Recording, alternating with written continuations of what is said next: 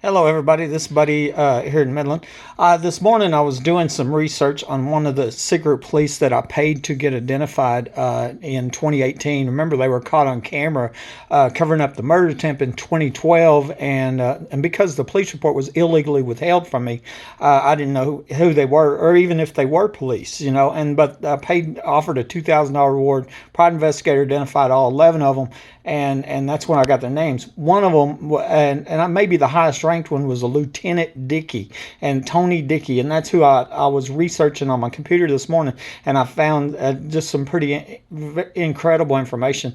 And what I did was looked like his daughter's Facebook. I couldn't find his, but I found his daughter's, and I found a lot of pictures of him on it. And then there was people that I recognized in these pictures, and that I see often, and they've never mentioned this, and so one thing I thought about it. Of course, I'm a father, and I've got 3 children and grandchildren, and as a father, it's important to me to set an example for my children, and that's what I was sitting here thinking. Here's a guy that pretending to be an upholder of the law, and obviously this is a criminal. The evidence is real clear about that, and even when you're in the face of caught, busted, where you can't get any more busted, and you never admit fault ever, and that's the example you set for your children and your family, and this looks like it's multiple murders and pedophile parties and everything else.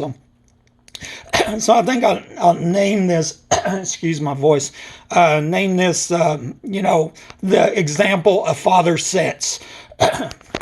Here was a Facebook post this morning, and I wanted to get it documented because I shared this picture. I got a print screen of it, but I went ahead and just shared it, and so the owner of the picture can also stop the privacy and stop people from sharing. But right now they've got it available for me and you to share it, and everybody can see it.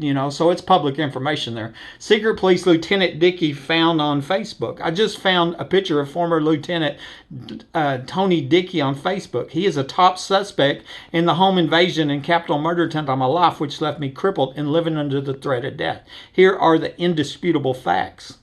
At 10:42 p.m. on January 28, 2012, I was seen crawling out of my home on my hands and knees on my security camera after being shot by surprise by somebody under my home with burglar alarms going off in my attic. Evidence shows that a burglar was trapped in my guest bathroom, and I had been reporting these felonies to the police for over a year, burglaries. Now, multiple people are documented saying that tunnels and underground homes are here, and many other homeowners are documented reporting people in the attic, which are burglaries. They're felonies.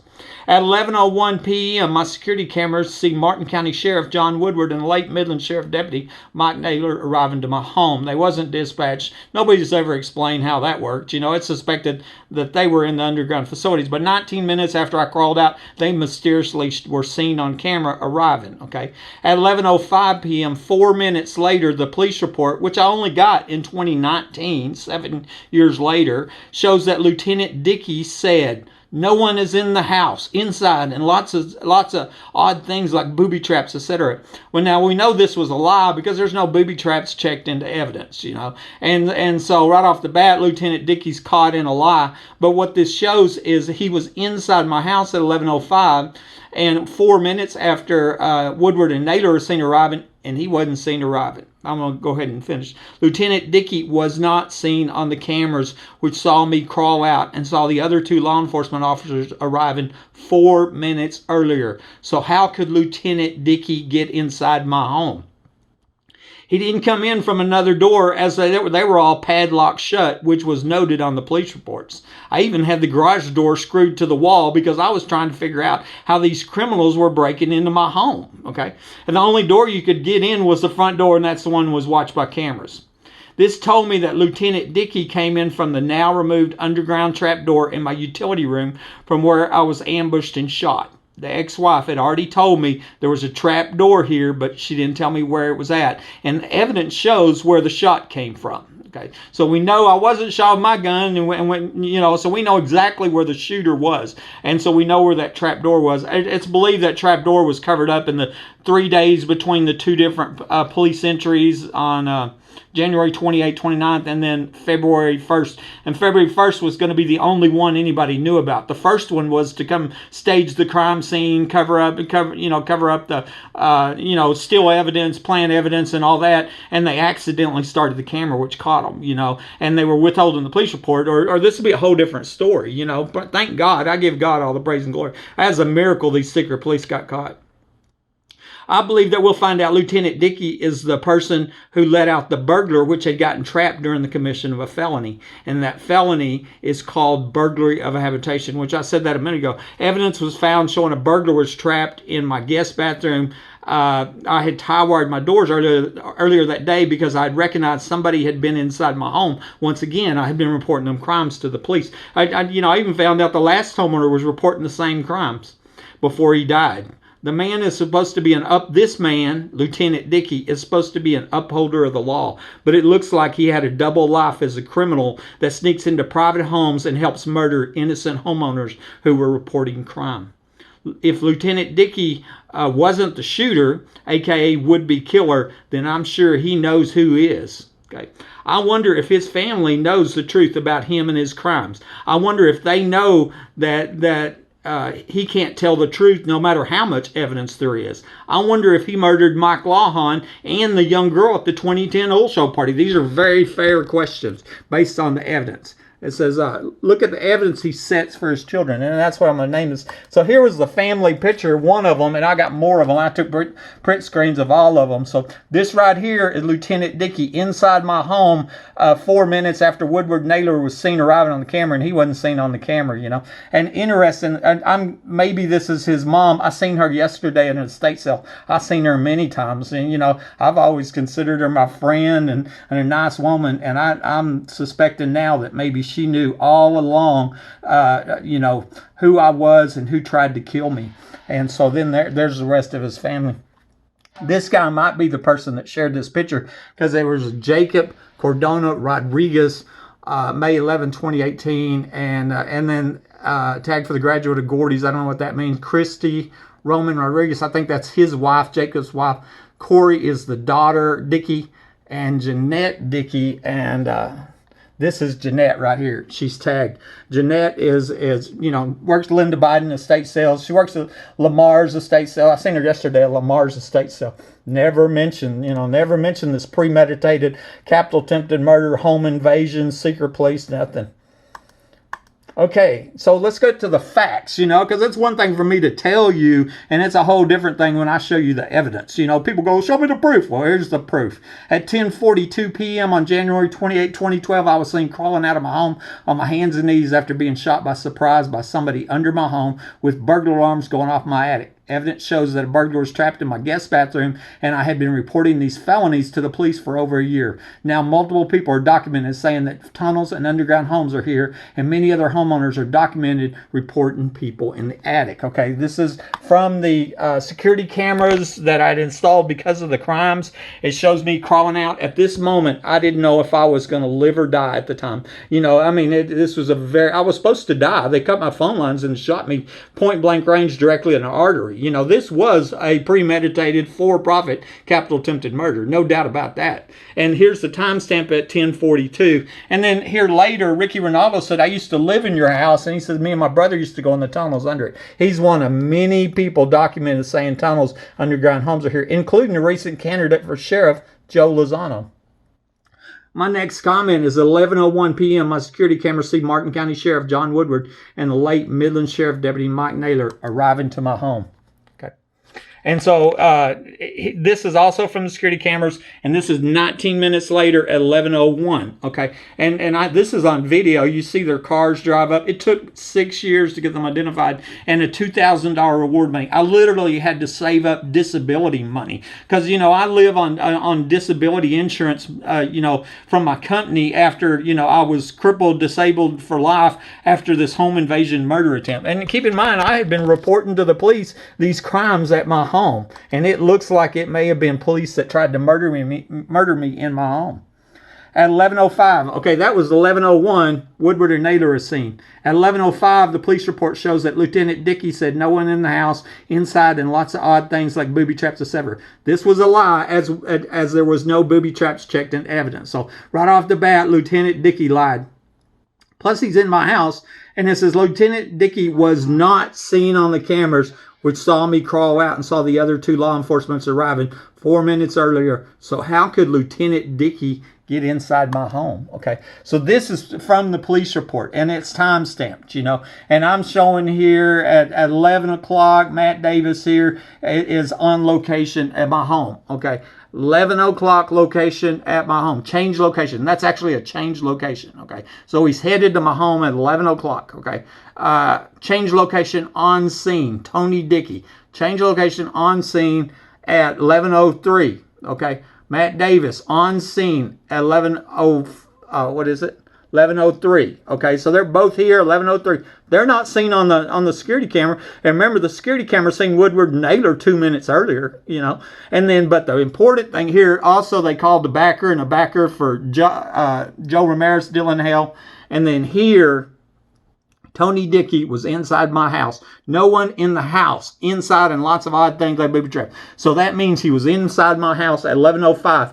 And remember, at 11:01, Woodward and Naylor were here, and they were seen on camera, and Dickie was not seen on camera. And then also another backer, 11:05, Kenny Angel. So really, altogether, there was 5 law enforcement officers seen or inside my home. But we know for a fact Dickie was inside my home by what the dispatcher recorded. This camera was disabled at 11:22. And so the cameras were still running, we know that. And so, how did he get in here? Did they teleport in here, No, they didn't teleport. This is Star Trek, what they did, they came in from the trap door that I've been told about.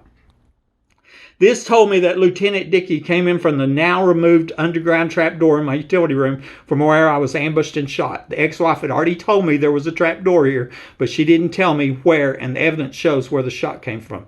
I believe that we'll find out Lieutenant Dickie is the person who let out the burglar, which had gotten trapped during the commission of a felony, and that felony is called a burglary of a habitation. I found evidence showing me a burglar was trapped in my guest bathroom. Okay, and this video here is called During the Commission of a Felony. And the reason I named it that is because an attempted murder has a certain penalty. But if you do an attempted murder during the commission of a felony, it becomes a capital crime. And so what that means is like you're robbing a bank and the police pull up outside. Well, you give up and go outside, and then you get charged with attempted murder. But you try to shoot your way out and kill the people, while coming out, they're going to charge you with capital attempted murder because you tried to shoot your way out, murder your way out of it. And that's what happened. They were trapped in a burglary during the commission of a felony. And instead of turning themselves in and going to prison like good criminals should, then they decided to murder their way out of it. Okay, they wanted to kill me, and God saved my life. I'm sure they didn't expect that.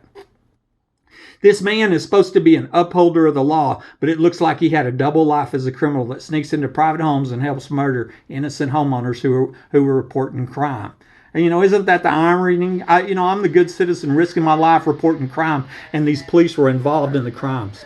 If Lieutenant Dickie wasn't the shooter, the AK would-be killer, then I'm sure he knows who is, obviously. Could be one of them other 5 officers, could be Woodward, Naylor, could be Rodriguez, Chandler, I wonder if his family knows the truth about him and his crimes, I wonder if they know that he can't tell the truth no matter how much evidence there is, and he's a police officer. I wonder if he murdered Mike Lawhon and the young girl at the 2010 oil show party too. Look at the example he has set for his children. And he wasn't the only secret police involved in these crimes. So they're setting examples for their children too, And so here's the list on this column here on the left-hand side that was identified by the private investigator in 2018, 6 years later. And that's when we found out who the secret police were. Rosie Rodriguez, April Chandler, Greg Chatwell, Tony Dickie, Marty Barrett. That's a CSI. John Woodward, Martin County Sheriff. Mike Naylor died. Chad Simpson murdered his wife and died. Greg Nelson, Mark Gilliam, Michael Glick, Amazing list, 11 people. And then in 2019, we find out there was a police report that had been illegally withheld, all this time, and 6 of the names that were caught on camera are missing, omitted. They omitted. They heavily falsified this police report, and that shows why they hid the police report illegally for 6 years. So there's the names on there. But more importantly, what we found out from the timestamps was them 5 officers, including Lieutenant Dickie, were at or inside my home, and they wasn't seen arriving on camera. So now we know why they held that police report. They were even after they got caught on camera. Because, see, it would have been a whole different story if they hadn't got caught on camera, right? They just called me a liar, and they had all, conspired together to cover up this premeditated home invasion, capital attempted murder. But they got caught on camera, and then I paid for a private investigator to identify them, and they still, finally, I get the police report, and that's what we find out. And here we are, and ain't nobody been arrested yet, and it looks like other murders are connected to this. And then here was the other entry that I was telling you, the second entry on February 1st, 2020 with Rosa Rodriguez, Brian Rackow, Dylan Hale, Joe Romero, Todd Stanley. And notice all the people that are missing. This was going to be the only known entry. They'd already covered up the underground trap door, poured concrete. There'd been 3 days there. I believe that, that's what was going on in them 3 days. They had planted my stolen cell phone behind my nightstand. I got a picture of Rosie Rodriguez, April Chandler doing that, and so, they stole them shotgun shells out of my closet. They were, that's what they were doing. They were covering up this failed murder that was going to make Rosie's lifelong friend rich, my ex-wife. Okay, so here, doing research this morning, City of Midland news release. This original item was published in March 2015, and I put a note here. This was the year when 2 other secret police died. The live tree was removed behind my home that sat next to the 2 side-by-side manholes in a suspected tunnel entrance. The Suddenlink coax cable that was coming down the telephone pole in my alley that going underground to nobody knows where was disconnected. It's suspected it went to the underground homes. And then the City of Midland accidentally deleted all records for underground facilities, all during that same time span. I've long suspected a cover-up was going on in this 2015 time range. And that was also when the suspected tunnel entrance was removed from the backyard of the next door neighbor in that same time frame. But retirees, it looks like Tony Dickey retired in 2015, along with all the other. Like I said, it looks like a cover-up was going on. And what were they covering up? Multiple murders. That's what they're covering up. $1 million underground homes, pedophile parties, the murder of the little girl at the oil show party, the murder of Mike Lawhon, the attempted murder of my life, etc. My next comment was, I have a feeling that former Midland Lieutenant Dickie knows the names of the 4 people that were murdered, died in my house. Somebody needs to ask ASAP. Okay. And so this was a Facebook print screen I got, and it's a short read. I'm going to read it to you. Aaron Packholder said something to me, and I didn't know him. He was a friend of this Lisa Frisk right there, and I think they were in business together. He owned a brewery or whatever with them.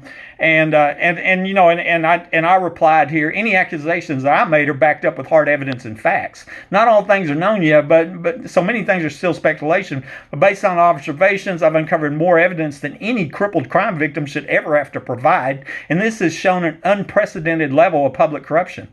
As you read, I put my money on the line to get these criminals identified, and I'm disabled living on a fixed income. I've tried to focus on the known, which is a capital attempted murder, and still secret police. This is really an attempted murder case and not a tunnel case. The evidence makes that clear. Once they are identified and arrested, then I believe the unknowns will be made known. And so this was when the secret police were still secret, and I really thought once we got them identified, then it'd be over. We'd get them arrested. The home invasions would stop, the murders would stop. The faked X-rays and dismembering crime victims at the hospital would stop. Ain't nothing changed. Nothing's changed. And so Aaron Packelhofer writes back and says, I wish you luck in life. I won't involve myself. I'm well aware of the many corruption accusations against the Midland Police Department. I'm not sure it is a secret police scenario as much as it is pure criminal activity by the police. But if I can ask, there were 4 people who were murdered, died in your house. What are their names? Okay.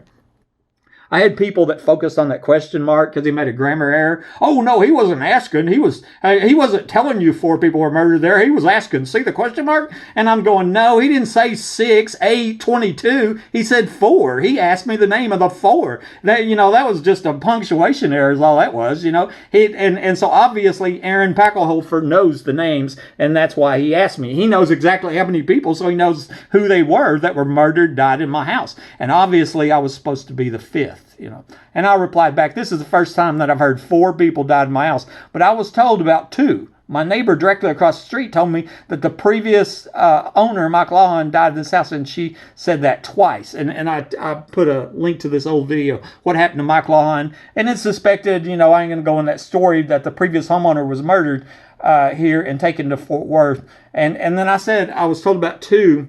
I might have misspoke there, but there was another guy that I suspect that died. He went missing 3 months before Mike Lawhon was killed or died, and it's Rene Escobar Sanchez from Odessa, and I suspect maybe he was murdered here too. Oh, and then the young girl, maybe that's who it was talking about, the young girl at the oil show party in 2010. Okay, so and then Lisa tells Aaron, I know you're a Mason, but he has always wanted to communicate with the Masonry group, or at least I recall him saying something about that in a few of his posts, and I don't even know what she's talking about. And he says, I make no secret about being Mason. Masons are not some secret tinfoil hat group. Okay, so he gets offended. Lisa says, I know that you know that, but others don't. And then I said, you're welcome to share my story with your friends. It's not only interesting, but it's backed up with facts and a community service to get the secret police gang identified.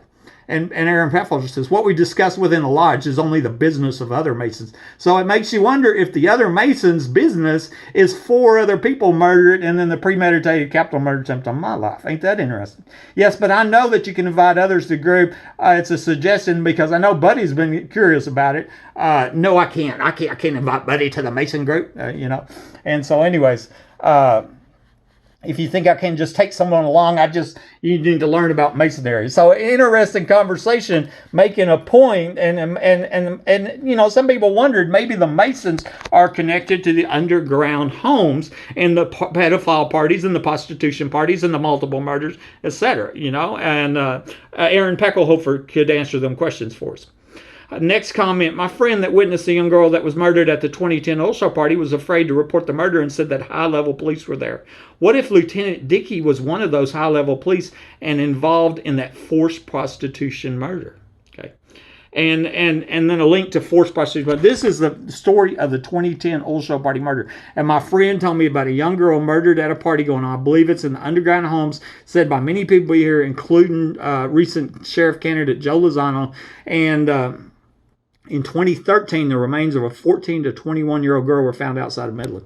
Okay, and here we go. The young previous owner of my home, Mike Lawhon, died the week before the 2008 oil show started, with conflicting accounts of where he died at. His friends said that he was reporting the same burglaries that I reported. I think it's real possible that Lt Dickie knows something about the suspected murder too. Interesting. I sent in an information request trying to get the past police reports for my home because Mike Lawhon it was said to have died here, and they denied me access to him. And then I appealed it to the Texas Attorney General Paxton, and he upheld it. They don't want me to see the previous police reports for my home, and I believe it's because it's like the police report for the night that was illegally withheld for 7 years. It contains incriminating evidence on multiple murders. That's my guess. Anyways, the point of this whole video was, as a parent, because I am a parent, and I have kids and grandchildren, I want to be their example. You know what I mean? And it's not, I understand that people lie, but when you're busted, you're busted. Man up and be a parent. Set an example for your children.